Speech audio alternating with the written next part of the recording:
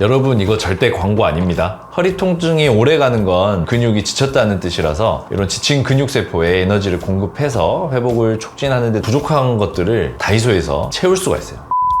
얘네들은 신경과 근육을 이완시켜서 좀 숙면에도 도움이 되고 또 밤 사이에 뼈가 회복되는 데 필요한 칼슘을 공급할 수 있어요. 허리 주변의 만성적인 염증 반응을 긍정적인 영향을 미친다고 할 수 있습니다. 안녕하세요, 신경외과 전문의 김명훈입니다. 허리 건강을 위해서 칼슘, 관절 영양제, 비타민 D 이런 거 열심히 챙겨 드시고 계시죠? 근데 매일 이렇게 드시는 영양제들이 오히려 허리를 망가뜨리고 있을 수도 있다는 사실 알고 계십니까? 오늘 건강을 위해서 그동안 먹어왔지만 또 독이 될 수 있는 영양제, 그런 것들의 위험성과 함께 제가 강력하게 추천하는 가성비 최고의 다이소 허리 영양제 꿀템 4가지와 또 복용 타이밍 상세히 한번 설명드릴게요. 본론에 들어가기 전에 구독과 좋아요 꼭 눌러주시고, 여러분들은 각자 어떤 영양제를 드시고 계셨는지 댓글로 남겨주시면 드셔도 되는지 안 되는지 알려드릴게요. 일단 영양제를 설명하기 전에 왜 허리가 아픈지 그거에 대해서 한번 원인에 대해서 얘기를 해볼게요. 크게 2가지 원인이 있는데, 하나는 노화 그리고 근육량의 감소입니다. 50대가 넘으면 아무래도 허리를 지탱하는 근육이 자연스럽게 약해지고 이제 이런 것들 이제 근감소증이라고 하는데, 작은 활동에도 쉽게 피로하게 돼요. 그리고 또 2번째 원인은 만성적으로 이제 근육이 긴장하는 건데, 특히 일상생활에서 장시간 앉아있는 경우가 많죠. 이제 TV를 본다거나 또 운전을 한다거나 이제 대부분 안 좋은 자세, 잘못된 자세로 앉아있게 되는데, 그럴 때 근육은 쉴 틈 없이 또 긴장하고 과하게 사용하게 되면서 뭉쳐있게 돼요. 마치 고무줄이 계속 늘어나서 이렇게 짱짱함을 계속 잃고 이렇게 뻣뻣해지는 것과 마찬가지입니다. 이러한 상태가 되면 긴장된 근육에서는 혈액순환을 방해하고 또 산소 공급이 줄어들고 근육 섬유에 이제 미세한 염증이 발생하게 되는데, 이 염증 물질들이 이제 통증을 유발하는 화학적 신호예요. 빨리빨리 버려지지 않고 이제 누적되는 거죠. 그래서 근육이 뭉치면 또 근육 주변의 혈관을 압박하면서 혈류가 저하되고, 혈액순환이 나빠지면 근육의 산소와 영양 공급이 줄어들고 또 염증 물질과 노폐물이 쌓이게 됩니다.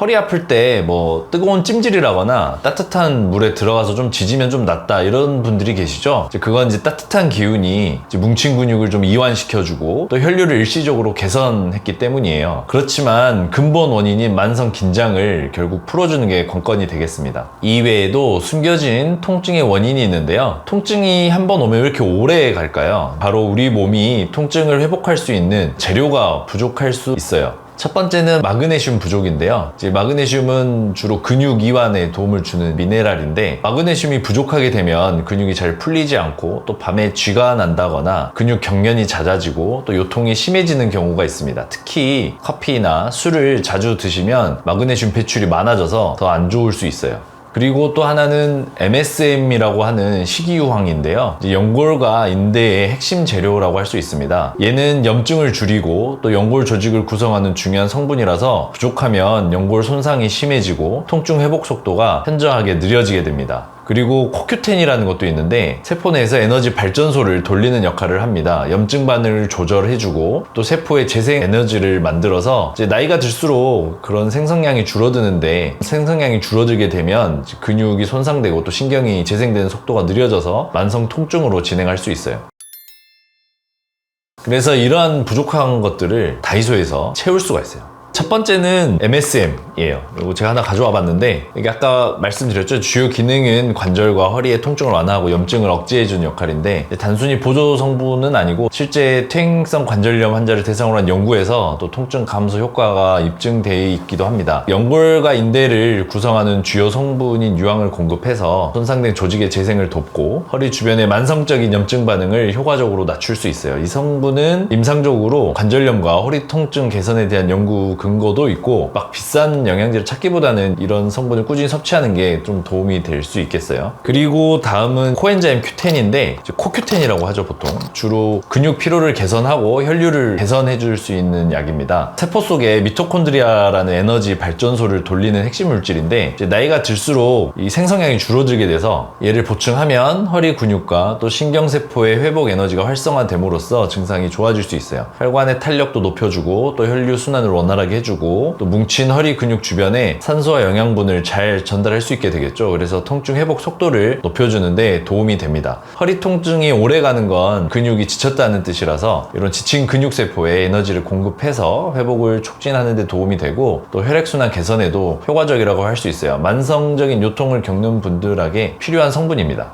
그 다음은 밀크시슬인데 간 해독하고 전신 피로 완화에 이제 도움이 돼요. 간은 잘 아시다시피 우리 몸의 독소를 해독하고 또 근육의 회복을 도와주는 이제 중요한 기관인데요. 간 기능이 떨어져서 독소가 쌓이게 되면 전신적으로 피로도 누적이 되고 근육 회복력을 떨어뜨려서 통증을 오래 가게 만듭니다. 허리 통증의 상당수는 이런 만성적인 피로 누적과 또 근육 긴장하고 관련이 있기 때문에 이러한 약을 복용을 하면 간 해독을 좀 도와주고 또 전신 피로를 낮춰주고 또 이어서 근육의 회복 속도도 이제 자연스럽게 이제 빠르게 해줄 수 있어요. 허리 통증은 단순히 근육 골격계 이런 문제일 뿐만 아니라 이런 피로도하고도 밀접하게 관련이 있기 때문에 이런 약들을 통해서 간 기능 회복을 시키면 신체적 전반적인 활력이 좀 증진이 되고 또 통증 회복에도 긍정적인 영향을 미친다고 할 수 있습니다. 마지막으로 칼슘과 마그네슘 그리고 비타민 D인데요. 얘는 이제 뼈 강도를 좀 강화시키는 데 도움이 되고 또 신경도 안정시키고 근육도 이완시키는 역할을 합니다. 칼슘만 단독으로는 흡수율도 좀 떨어지고 가다 복용함으로써 부작용의 위험도 있어서 이제 마그네슘은 이제 칼슘을 도와서 이제 뼈로 운반하는 역할을 도와줄 뿐만 아니라 긴장된 근육과 신경을 이완시키는 데도 이제 도움을 줍니다. 마그네슘의 부족은 아까 말씀드렸던 것처럼 근육 경련이나 잦은 통증의 원인이 되고 그래서 이렇게 칼슘과 마그네슘 좀 적절한 비율로 섭취를 하는 걸 권장을 드립니다. 이렇게 드시면 뼈를 튼튼하게 할 뿐만 아니라 허리 주변에 과하게 긴장된 근육도 또 이완시킬 수 있고 그래서 요통을 줄이는데도 실질적으로 도움을 줄 수 있어요.